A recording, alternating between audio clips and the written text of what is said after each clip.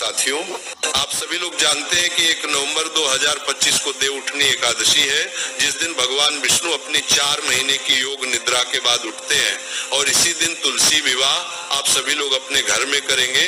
पर तुलसी विवाह की सही विधि आप लोगों को शायद नहीं मालूम होगी। देवउठनी एकादशी के दिन से शुभ और मंगल कार्य होना भी शुरू हो जाते हैं और तुलसी विवाह आप देवउठनी एकादशी के दिन से कार्तिक की पूर्णिमा के दिन किसी भी एक दिन कर सकते हैं, पर सबसे विशेष देवउठनी एकादशी का ही दिन माना जाता है। साथियों, ये सारी अद्भुत जानकारी हम आपको इस वीडियो में अच्छे से समझाएंगे। सबसे पहले आप अपने घर में कोई एक ऐसा स्थान चुने जहां पर आप तुलसी विवाह करेंगे और उस जगह को अच्छे से साफ कर ले। मेरे प्रिय साथियों, अब वहां पर एक चौकी रख ले और तुलसी जी का जो पौधा आपके घर में है उसे भी वहां पर लाकर रखें और वहां पर एक रंगोली भी याद से बना ले। इसके बाद तुलसी जी के पास में आपको शालिग्राम भगवान भी रखना होते हैं। अगर आपके पास शालिग्राम भगवान है तो उन्हें भी विराजित कर ले, अन्यथा आप एक विष्णु जी की कोई फोटो या तस्वीर लेकर उसे चौकी पर पीला कपड़ा बिछाकर रख ले। महाराज, अब थोड़े से सफेद तिल का आसान देकर आप कलश की स्थापना करेंगे, क्योंकि एकादशी के दिन चावल का प्रयोग नहीं किया जाता है। कलश में जल, सुपारी, सिक्का, हल्दी, तिल और फूल आप डाल देना और ऊपर से आम के पत्ते सजाकर नारियल रख देना। इसके बाद आप लोग गणेश जी की स्थापना करेंगे। यहाँ पर आपकी पूजन की तैयारी पूरी हो जाती है और अब हम लोग भगवान से हाथ जोड़कर प्रार्थना करेंगे कि आज हम आपका विवाह कराने वाले हैं, तो हमसे कोई गलती हो तो उसके लिए आप हमें क्षमा करें। मेरे प्रिय साथियों, अब सबसे पहले एक लोटे में जल लेकर हम सभी भगवानों पर थोड़ा सा जल छिड़क देंगे शुद्धिकरण के लिए। इसके बाद आप एक देसी गाय का घी का दीपक जलाकर भगवान के सामने रख देंगे। अब सबसे पहले आप गणेश जी की पूजन करेंगे, जिसमें आप उन्हें रौली कुमकुम से तिलक और जानेऊ और वस्त्र स्वरूप कलावा भी समर्पित करेंगे। इसके बाद गणेश जी को फूल और भोग भी आप समर्पित कर देना। उसके बाद आप कलश की भी पूजन कर देना।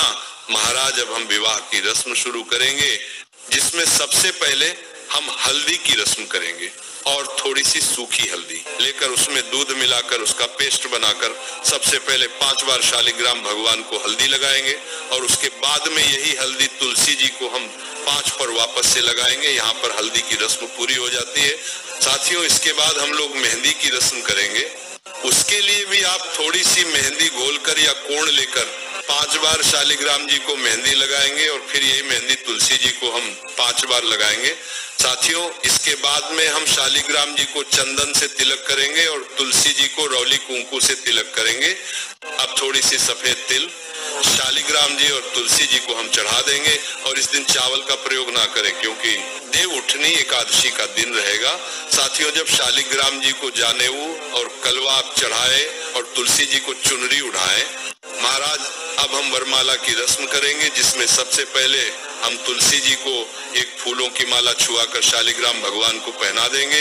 इसके बाद दूसरी माला शालिग्राम भगवान को छुआकर तुलसी जी को आप पहना देंगे। अब आप तुलसी जी को 16 श्रृंगार की जो सामग्री होती है वह चढ़ाएं। अब हम लोग गठ जोड़े की रस्म करेंगे। इसके लिए हमें एक पीला कपड़ा लेना होगा। आप इस पीले कपड़े में सुपारी और सिक्का रख सकते हैं और ये कपड़ा आप शालिग्राम जी को उठाकर तुलसी जी की चुनरी से इसको बांध देना। साथियों, इसके बाद हम फेरे की रस्म करेंगे। इसके लिए कोई पुरुष शालिग्राम जी को उठाकर तुलसी जी की परिक्रमा कर सकता है, अन्यथा आप एक नारियल लें और उसे शालिग्राम और तुलसी जी के ऊपर से 7 बार घुमा दें और आप जैसे भी फेरे कराते हैं वह 7 फेरे आप लोग करा लें।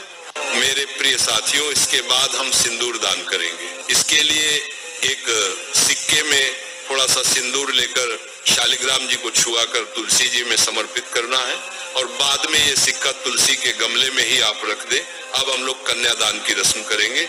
इसके लिए हम अपने पास में कुछ पैसे रखेंगे, फूल और थोड़ा सा जल अपने सीधे हाथ की हथेली में लेंगे और संकल्प करेंगे कि आज मैं अपनी श्रद्धा से तुलसी जी और शालिग्राम जी का विवाह संपन्न कर रहे हैं और ये पैसे शालिग्राम भगवान के पास में आप रख देंगे। इसी के साथ में देवउठानी एकादशी के दिन पूजा में गन्ने जरूर चढ़ाए जाते हैं या गन्ने की झोपड़ी जैसी जरूर बनाई जाती है। इसके बाद तुलसी जी और शालिग्राम जी को जो भी आप दान में देना चाहते, जैसे साड़ी, कपड़े, बर्तन दान कर देना। साथियों, इसके बाद में हम भगवान को भोग समर्पित करेंगे और भगवान विष्णु को जो भी भोग लगाए उसमें तुलसी जी जरूर रखें। इसके बाद में इस दिन फल भी आप जरूर चढ़ाएं, उसमें सिंघाड़े जरूर होने चाहिए।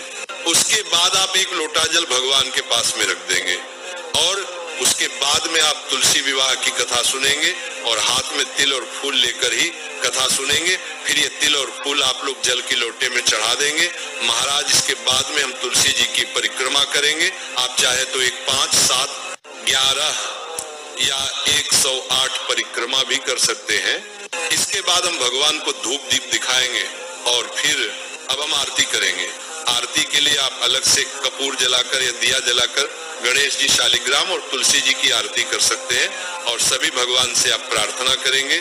आरती होने के बाद लोटे में से थोड़ा सा जल लेकर हम पूजा स्थल पर वार देंगे। पूजा में चढ़ाई गई चीजों का प्रसाद सभी में बांट सकते हैं और ये चौकी हम अगले दिन उठाते हैं। साथियों, कलश का जल आप अपने पूरे घर में छिड़क देंगे या किसी पेड़ में डाल देंगे। इसके बाद में तुलसी जी और शालिग्राम जी को चढ़ाए गए सामान का आप सभी का दान करेंगे। ये दान आप किसी पंडित जी को कर सकते हैं, ये किसी तरह के जरूरतमंद व्यक्ति को भी कर सकते हैं। साथियों, जिसके बाद में अगर शालिग्राम जी आपके ही थे तो आपके ही घर में शालिग्राम जी और तुलसी जी रह जाएंगे। अगर किसी दूसरे के आप लाए थे तो जिसके शालिग्राम जी थे उन्हीं के यहाँ पर आपको तुलसी जी भी देनी पड़ेगी। तुलसी विवाह करना बहुत ही शुभ माना जाता है। आपको अपने घर में तुलसी विवाह जरूर करना चाहिए। आप चाहे तो किसी पंडित जन को बुलाकर भी ये विवाह कर सकते हैं। मेरे प्रिय साथियों, इसी तरीके से आपको अपने घर में रहकर सरल तरीके से ये तुलसी विवाह करना है। अगर अभी भी आपके मन में तुलसी विवाह को लेकर कोई प्रश्न है तो आप हमसे कमेंट करके पूछ सकते हैं। और आप हमारी ये वीडियो कहाँ से देख रहे हैं, कमेंट में जरूर बताएं। राधे राधे मेरे प्रिय साथियों।